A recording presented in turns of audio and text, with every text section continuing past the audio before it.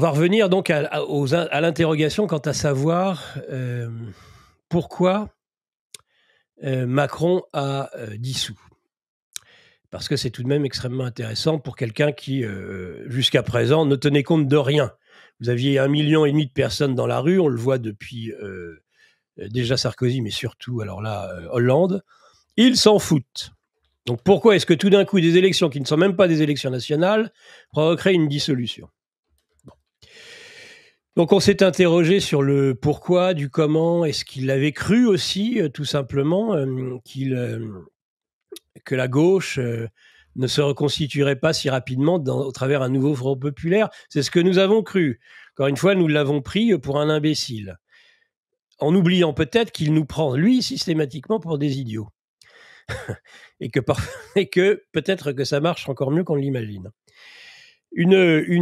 En fait, c'est le contexte. C'est pas le contexte, c'est le budget, la loi et les éléments et les informations qui sont parus ces derniers temps, qui sont passés quasiment inaperçus. C'est toujours comme ça avec Macron et puis avec la clique des journalistes, évidemment, qui permet toujours de mettre faits divers, qui souvent ne sont pas des faits divers, sont des faits ignobles, des faits de société, mais de toujours mettre un brouillard devant ce qui est en train de se passer.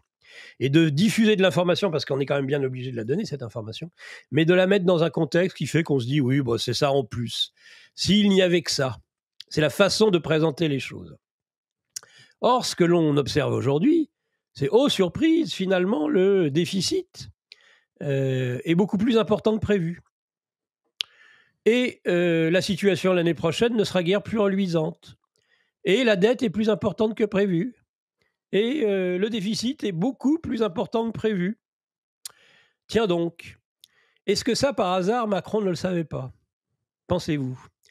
Moi, j'ai souvenir de frictions très fortes dont on ne comprenait pas trop les tenants et les aboutissants entre Bercy et l'Élysée, entre nos deux petits Mozart, nos deux Mozart qui s'affrontent, c'est extraordinaire, les deux Mozart de la finance qui s'affrontent, en fait, pour se refiler déjà la patate chaude, et on voit bien que ni l'un ni l'autre ne le fera.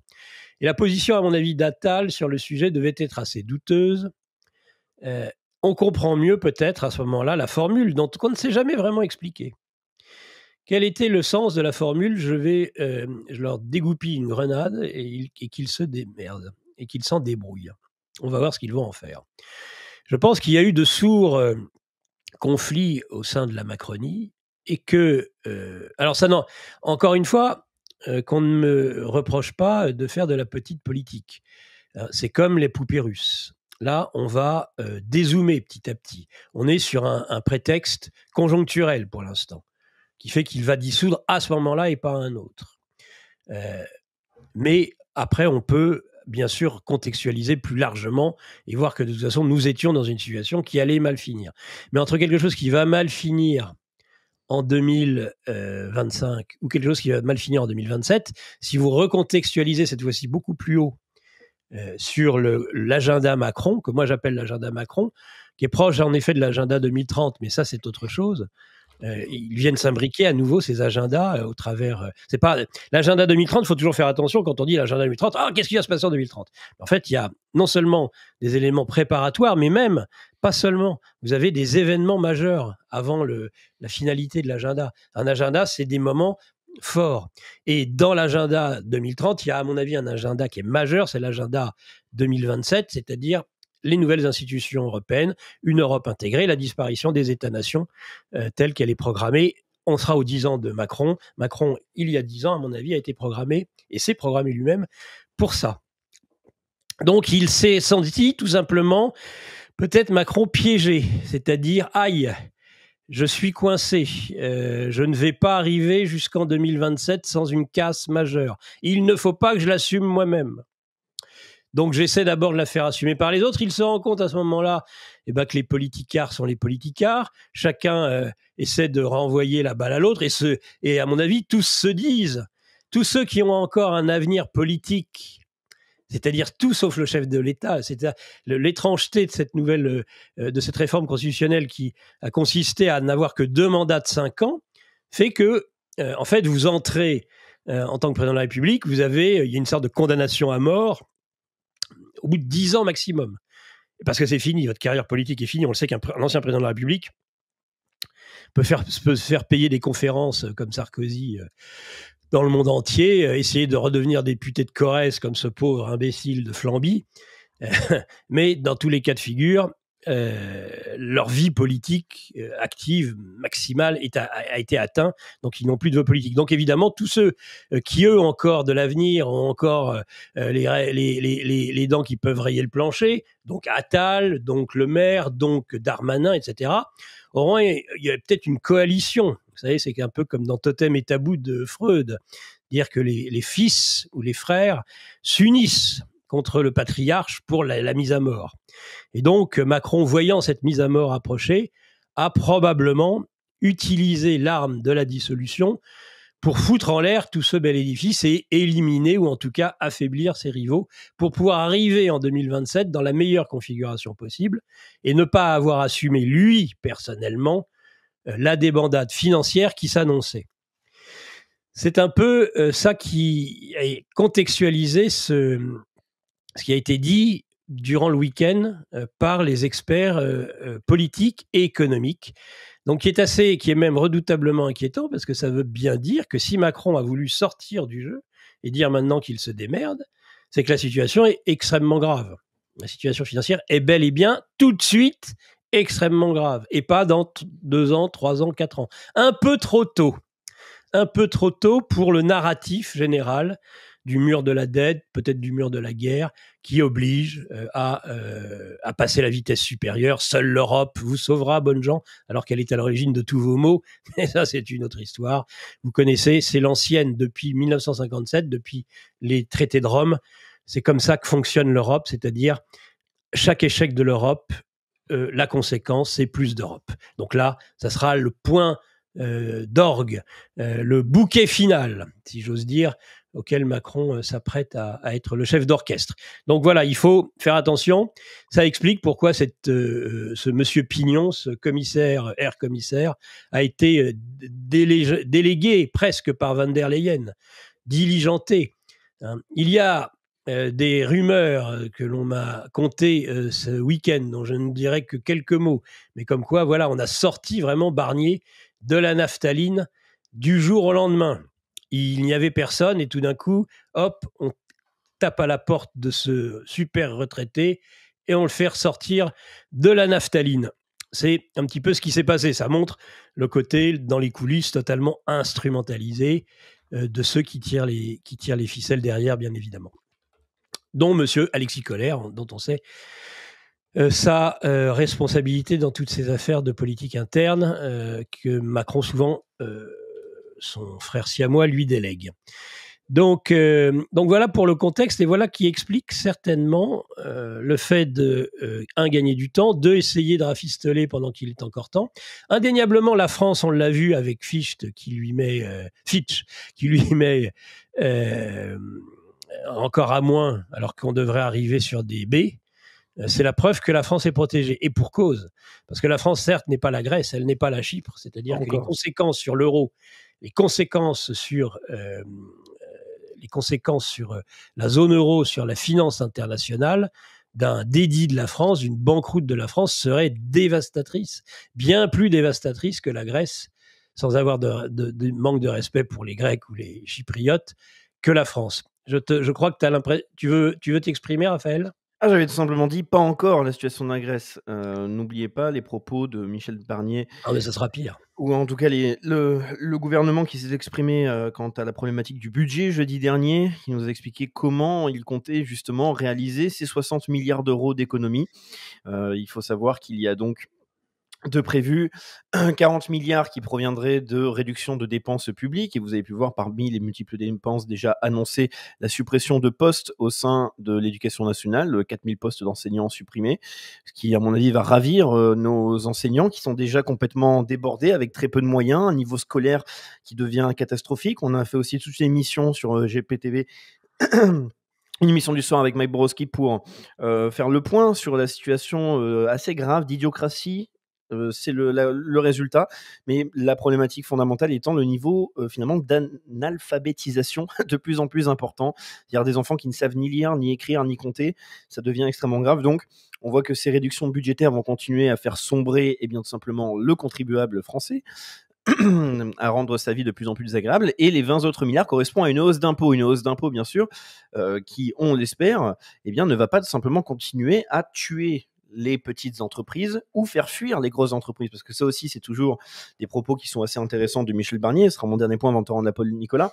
C'est que Michel Barnier arrive en expliquant qu'il va falloir demander en fait une contribution, un petit soutien à l'État, à la nation pendant 1 an ou 2, comme si les grandes entreprises étaient prêtes à participer. Même Xavier Niel a récemment commenté en expliquant que lui, il ne voyait pas de problème à être taxé, même avec 100% d'imposition, ça ne le dérangeait pas. Sauf que là, il avait été clair en expliquant que le problème vient du fait qu'on ne sait pas où va l'argent.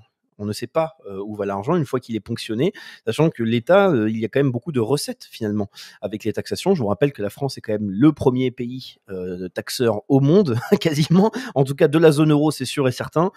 Donc hausse d'imposition, réduction des dépenses, ça veut dire un niveau de vie qui va continuer à diminuer, et on espère que les capitaux ne vont pas fuir à l'étranger. Même si je dis on espère, on sait déjà que les capitaux, quand ils ne font pas de l'optimisation fiscale plus, comme nous le rappelle excellemment bien Philippe Pasco à chaque fois qu'il a pu venir sur notre matinale ou bien les émissions du soir, on espère qu'ils vont tout simplement pas quitter le pays, parce qu'à la fin, il ne restera que des personnes qui seront là pour recevoir l'aide de l'État-providence et de l'État-maman. Mais s'il n'y a plus d'argent qui rentre dans les caisses, d'où viendra l'argent? Ça permettra de désosser intégralement avec cette fameuse dette et ces fameux emprunts qui viennent de partout, où à la fin, il faut rendre des comptes, et les comptes sont rendus comment? Soit en vendant les biens de l'État, c'est-à-dire les biens de la nation, c'est-à-dire les biens des citoyens, historiquement parlant, ou bien en essayant de supprimer toutes vos ressources. Mais comme le disait notre cher Klaus Schwab, vous ne posséderez plus rien et vous serez heureux. Et je pense que, en tout cas, le test de cette période-là, que l'on nous promet, arrive très bientôt. Nicolas, je te laisse continuer. Tu as une vision très paternaliste et très patriarcale, finalement, de la politique. Maman va donner le lait, mais si papa s'en va, il ne travaille plus et ne rapporte plus d'argent à la maison. Mais enfin, avec Sandrine Rousseau et consorts, on a des big mamas maintenant. C'est du lait en continu. C'est du lait en continu avec Big Mama. Il n'y a plus besoin. Ces hommes, ils sont bien déconstruits. De toute façon, ils ne nous coûteront pas bien cher. Ils nous font croire, en effet, que tout va bien se passer simplement. On verra bien. On verra bien. Que chacun fasse son expérience. On en parlera sur la fin de cette revue de presse, quand on voit ce qui se profile dans la première circonscription de l'Isère pour une législative partielle. Vous avez à nouveau, c'est toujours les mêmes à qui ça arrive. Hein. Vous avez un LFiste encore avec des mœurs totalement dépravées, qui a été obligé de démissionner. Donc il y a une nouvelle législative qui redonne à Véran, à l'infâme Véran, une chance d'être élu député. Alors on sait bien, il n'aura pas beaucoup de temps pour assumer son poste de député, puisqu'alors il a des conférences, il est dans des grands groupes, tout va bien pour lui. La chirurgie esthétique, il hésite, parce qu'il se dit, de toute façon, vu mes sources de revenus sont déjà importantes, mais quand même, si je pouvais quand même rester un peu député, c'est pas ce que ça va me prendre comme temps. La chambre d'enregistrement, tout le monde s'en fout. On l'a vu encore dernièrement. Donc Véran va tenter à nouveau de se faire élire dans cette circonscription qui comprend une partie de la ville de Grenoble. Face à qui? Je vous le donne en mille. Elle sera apparentée à l'EFI, Lucie Castet. C'est ça à peu près. Alors qu'on ne me dise pas, on nous propose rien d'autre. Qu'on arrête de se foutre de moi aussi, et que les pseudo-patriotes l'arrêtent aussi, hein, parce que je suis désolé. Quelque part, à un moment donné, si on a Lucie Castet et Véran, et si c'est eux qui font les scores principaux, alors soit on a déjà eu une population de remplacement, ce que moi j'exclus pas à titre personnel, et donc de toute façon, c'est foutu. En tout cas, sur le mode du scrutin, mais bon, ça fait un moment que je le pense. Soit, pire encore, les Français continuent à voter avec leurs pieds.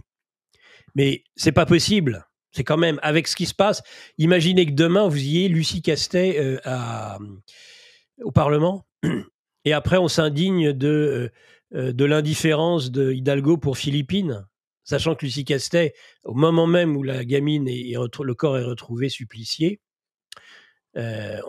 assassiné par un OQTF qui n'a pas été justement expulsé, la même Lucie Castet ne trouve rien de plus intelligent, je le rappelle, de dire et de souhaiter que l'on puisse légaliser tous les, je ne sais pas comment les appeler, il y a là, ils appellent les migrants, les sans-papiers, les clandestins, appelez-les comme vous voulez, essayez d'être le plus politiquement correct si ça vous chante.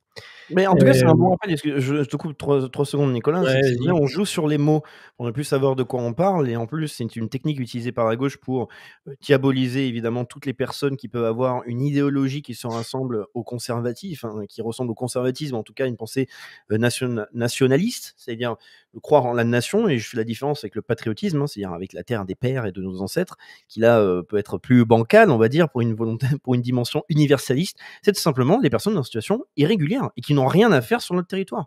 Point barre. C'est tout simplement ça. C'est une paternité spirituelle, c'est pas du tout, nos ancêtres les Gaulois, je l'entends comme une paternité spirituelle qui On est n'a bien rien de d'accord, on est bien rien d'accord. de bancal, rien de mon petit Raphaël, rien de bancal. Non, enfin bon. Allez, on revient peut-être, on aura l'occasion d'en reparler. Allez, on revient sur le budget. Donc, en effet, c'est ce que tu as dit, augmentation des impôts, à peu près pour 40. Ils cherchent 60 milliards à peu près pour faire semblant d'atteindre un déficit de 6%, ce qui est déjà extraordinairement trop important et qui aura des conséquences lourdes sur la charge de la dette après, hein. C'est un cercle vicieux, bien sûr, qu'on rappellera si c'est nécessaire. Donc sur les 60 milliards, 40, contrairement à ce qu'ils disent, ils mentent, hein, effrontément, comme d'habitude. Bon, ça devient vraiment une litanie, je vais arrêter de le dire. Donc 40 milliards à peu près d'augmentation d'impôts et 20 milliards d'économies qui sont en elles-mêmes douteuses de toute façon. Donc les économistes libéraux pointent un risque de récession du fait de la hausse des impôts. Bon. Alors Nicolas, par rapport à ce que tu as dit, je tiens juste à préciser, le gouvernement a annoncé l'inverse de ce que tu viens de dire. C'est-à-dire Oui, que oui, les 40 milliards ce que j'ai représenteraient dit, ils normalement mentent. la réduction, Oui, voilà. Mais c'est l'inverse. pour bien dire parce que tu as dit, voilà, le gouvernement Mmh. ment. Mmh. Donc voilà, mais en tout cas, ce que j'avais pu dire, c'était tout simplement, j'ai rapporté les propos du gouvernement lui-même. OK, on peut avoir tout à Ouais, fait ouais. confiance, car c'est un ordre. Oui, oui, oui, tout à fait, de monsieur, Martin là, ou Saint-Léon, monsieur Saint-Léon, hein, quelque chose comme ça. Alors le ministre de l'économie, celui-là, je n'y arrive plus moi-même. C'est physiquement, je ne supporte pas cette espèce de nain. Je pensais avoir atteint le sommet de la détestation avec le maire, mais alors celui-là, là, je sais pas. Je sais pas pourquoi. Il y a quelque chose sur. Bon, je ne devrais pas d'ailleurs. Il faut jamais s'intéresser à ce genre de choses. Quoique le physique, contrairement, encore un peu de bon sens, des fois, en dit long sur les personnes, même si c'est pas toujours le cas. Donc 20 milliards, 20 millions. Donc risque de récession, ça c'est évident, c'est un risque. Et là, ça aurait des conséquences désastreuses parce que, en fait, ça voudrait dire que vous augmentez les impôts, mais vous réduisez l'activité. Donc vous avez moins de rentrée fiscale. Donc en fait, in fine, souvent ça ne sert à rien. C'est-à-dire qu'en fait, ça n'aura servi à rien si ce n'est à augmenter les impôts et à augmenter parce que et à masquer le fait que les dépenses, elles, continuent à augmenter, hein, contrairement à ce qu'on nous dit. Et pas seulement pour des raisons. Alors pour dire, oh, le populisme, c'est toujours pareil. Et pourquoi? Parce que l'Élysée a vu son budget encore augmenter, comme celui d'ailleurs des députés et des sénateurs. Les députés et sénateurs, une petite augmentation, un peu inférieure même à l'inflation ou équivalente à l'inflation. Par contre, 2,5% à nouveau pour ces éminences, pour Brigitte et Manu. 2,5, donc on arrive quand même à de replays budget pour nos replays cochons, pour ces replays cochons, 125 millions quand même, hein. C'est quand même pas mal, plus 3 millions encore par rapport à la dernière, sachant qu'en 2024, ils avaient déjà eu une augmentation de 11%. Donc en fait, ça fait 14%, ça fait 7% annuel. C'est considérable. Alors, ils avaient trouvé des prétextes avec les 11% à cause des Jeux Olympiques. C'est vrai que pour des Jeux si magnifiques, vous voyez, il fallait bien augmenter le budget de l'Élysée d'au moins 11%, pour que tout ce beau monde aille se goberger. Je regardais encore ce week-end les plats magnifiques. On faisait un parallèle par rapport à Charles III. Quand Charles III était venu, il avait été reçu dans la Galerie des Glaces. Et puis là, cette fois-ci, c'était au Louvre. Et ces mêmes républicains qui font débuter l'histoire de France avec la décapitation de Marie-Antoinette n'ont de cesse de se goberger, mais ça c'est pour eux, dans non pas les appartements, les ors de la République, mais ceux de l'ancienne monarchie, bien évidemment. Et je regardais les menus tous plus délicieux les uns que les autres. Le coût que ça... alors, bien moindre pour les chefs d'État que pour Charles III, il faut le dire. Il y avait plus de convives, mais enfin, c'était quand même Ducasse qui était au fourneau. C'est excusez du peu, ce n'est que le chef trois fois étoilé, X fois 3 fois étoilé dans le monde, Alain Ducasse. Donc voilà, pendant ce temps-là, tout ce beau monde se goberge, et donc pour l'Élysée, 2,5%, ça fait un budget quand même de 125 millions, c'est pas mal. Mais il n'y a pas que ça. Il n'y a pas que ça. Parmi les augmentations, vous avez, alors ça, la pilule passe mal. C'est amusant d'ailleurs, venant d'un gouvernement qui se veut un gouvernement dur, un gouvernement de droite, avec M. Retailleau. Vous allez voir ce que vous allez voir. Hein, l'augmentation de la ME, par exemple, le coût de l'immigration en général, là, ah non. Ah, que le Français de base se serre la ceinture, parce que c'est eux, c'est pas les riches qui vont payer plus d'impôts ou guère plus avec des impôts exceptionnels. En réalité, par cascade successive, c'est toujours les classes moyennes qui vont être essorées. Là, mais alors par contre, on ne touche pas à la politique migratoire. On ne touche pas à la politique de remplacement de la population. Oui, Antonin a rappelé quand même quelque chose sur la pression économique, je ne dis pas simplement fiscale, mais pression économique que vont subir la majorité des contribuables français à partir de 2025, c'est que vous allez avoir une hausse qui va apparaître de vos factures d'électricité, ça a déjà été annoncé, même s'ils expliquent que selon le type de tarif, si vous avez un tarif fixe, réglementé, ou non, eh bien, certaines personnes pourront éviter les hausses de factures d'électricité. De toute manière, se dire que des Français se feront avoir, parce que déjà, on doit lutter pour essayer de trouver un distributeur qui ne nous mette pas l'intégralité de son bras dans notre entrée des artistes, quand on doit simplement pouvoir en fait allumer la lumière chez nous et mettre le chauffage pendant l'hiver avec des bâtiments qui ne sont pas réglementaires en termes de protection thermique. Bref, et on a aussi, bien évidemment, pour tous les petits entrepreneurs, eh bien, l'augmentation des taxes de l'URSSAF. C'est-à-dire que vous avez vu, on va passer à plus de 26% quand vous êtes entrepreneur, et vous avez donc en fait chaque année une hausse de ces prélèvements qui fait que le statut même d'auto-entrepreneur ne devient plus intéressant, sachant que si vous regardez bien aussi, selon le statut que vous avez quelques pièges. Vous avez quelques pièges, chers amis, qui fait que vous allez avoir de moins en moins de clients ou de possibilités de facturation. Selon le domaine d'activité que vous avez en étant entrepreneur, eh bien, vous n'avez pas un fameux plafond, c'est-à-dire qui est à 90 000 € et quelques. Lorsque vous atteignez environ 50 000 €, voire un peu moins, ce qui peut aller très vite, eh bien, vous devez ensuite facturer la TVA. Donc, une fois que vous facturez la TVA, est-ce que vous allez pouvoir facturer autant à tous vos clients ? La réponse est non, parce qu'on est en situation de crise, malheureusement. Et ensuite, si vous arrivez à tenir, alors que vous mangez déjà cette facturation en plus, même si on dit oui, la TVA, elle n'est pas payée, elle est remboursée, etc. Ça veut dire une hausse de vos factures. Vous allez avoir moins de clients et moins de chiffres. C'est mathématique, les amis. Vos concurrents iront chercher des prestations moins chères. Et avec la mondialisation, on peut aller en chercher partout, des prestations, pour beaucoup, en tout cas, de domaines d'activité. Et ensuite, eh bien, vous avez, au bout d'un certain palier, qui peut atteindre assez rapidement, qui dans tous les cas n'est pas une somme à 6 chiffres en termes de chiffre d'affaires, bien évidemment, eh bien, vous avez aussi l'impôt sur le revenu qui arrive.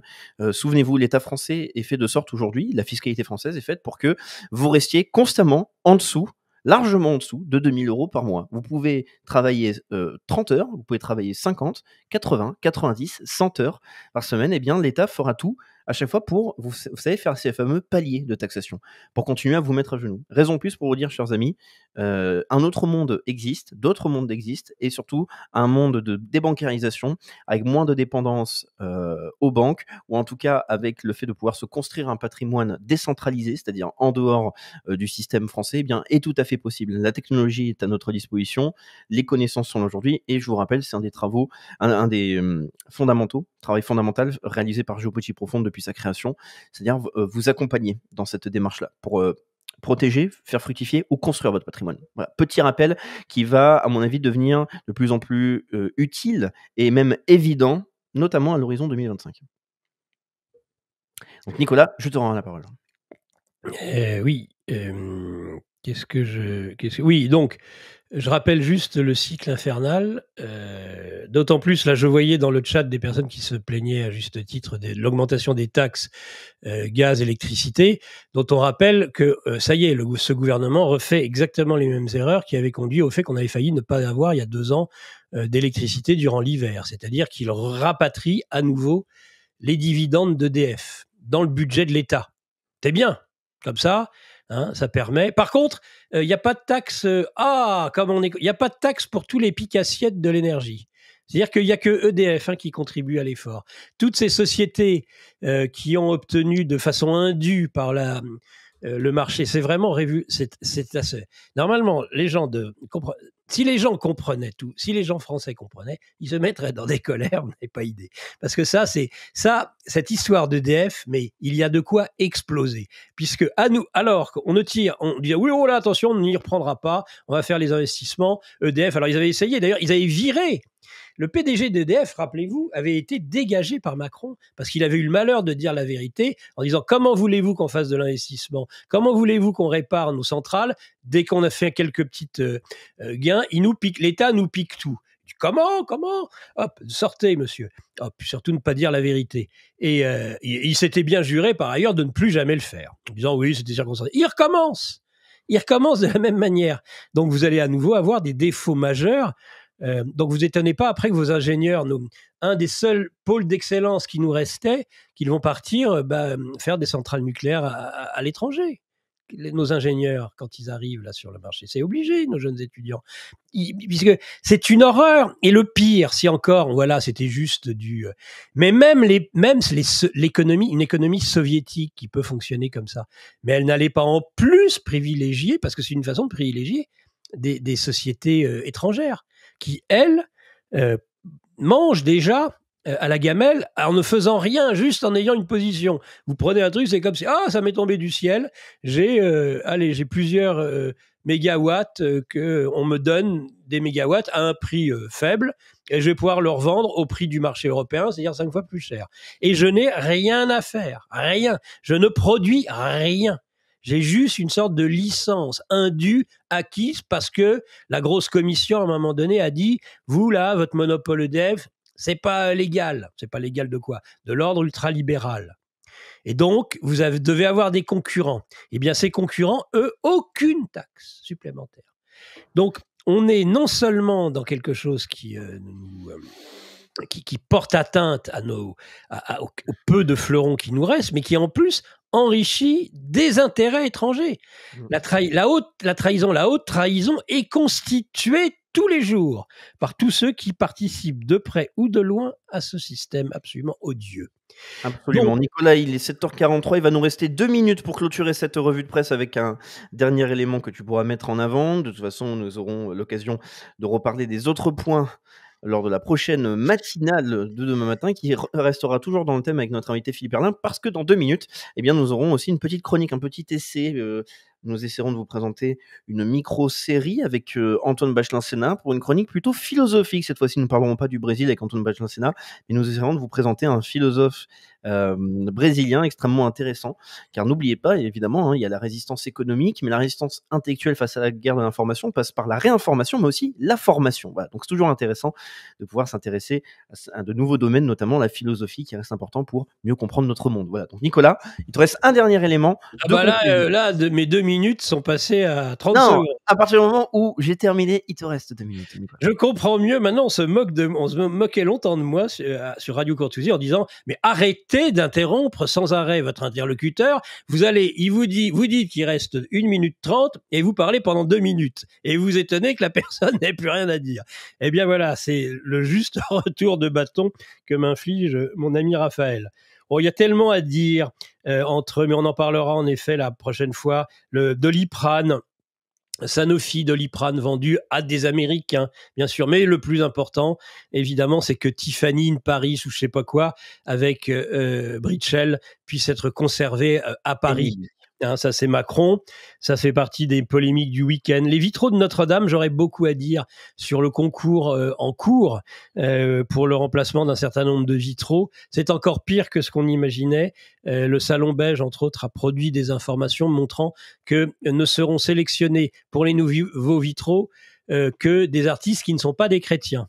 C'est normal pour Notre-Dame de Paris, etc., etc. Nouvelle tentative d'attentat, semble-t-il, 3e tentative d'attentat ratée. On en parlera peut-être, on en dira quelques mots avec le colonel Hogar. C'était cette nuit en Californie. Le mondial de l'auto, ça, il faudra qu'on en parle, mais on en parlera avec Erlin, en effet, puisqu'il se tient cette semaine. Et le mondial de l'auto montre, et la vitrine, normalement, de la splendeur et de la réussite de l'industrie automobile européenne et française. C'est la catastrophe, évidemment. Vous en connaissez la raison principale, chers internautes. C'est principalement la voiture électrique qui est la cause de tout. J'ai lu les milliards et milliards d'amendes que subissent nos industriels européens parce qu'ils ne répondent pas aux normes sur la réduction du CO2. Je lisais aussi ce week-end, et je m'arrête là, des rapports qui tendent à démontrer de plus en plus que nous entrons bel et bien actuellement dans une phase de refroidissement planétaire et non de réchauffement. Ils ont de plus en plus de mal à cacher la vérité. En tout domaine, on comprend le resserrement totalitaire, le risque de guerre, les mensonges perpétuels et la volonté d'en finir avec les États-nations. Il y a une urgence, une espèce de course de vitesse entre la vérité et cette oligarchie mondiale qui cherche à gagner du temps. On rentre bientôt dans la dernière ligne droite du sprint. Est-ce que c'est la vérité qui va l'emporter ou bien est-ce que c'est ce mensonge, ce perpétuel mensonge qu'on nous livre depuis maintenant plusieurs décennies et qui s'accélère? Ce sera tous les enjeux des semaines et des mois à venir, en particulier, en tout cas pour ce qui nous concerne aussi, dans ces matinales de GPTV. Absolument, merci Nicolas. Donc, pour répondre à quelques questions avant de lancer la chronique avec Antoine Bachelin-Sénat, et à partir de 8h10, nous aurons le colonel Jacques Auguard qui pourra s'exprimer sur le thème principal que vous voyez de l'émission. Eh bien, pour vous expliquer, alors la troisième tentative d'assassinat de Donald Trump, c'est en tout cas une arrestation qui a eu lieu lors d'un rassemblement avec une personne possédant un fusil de chasse, une arme qu'il possédait illégalement.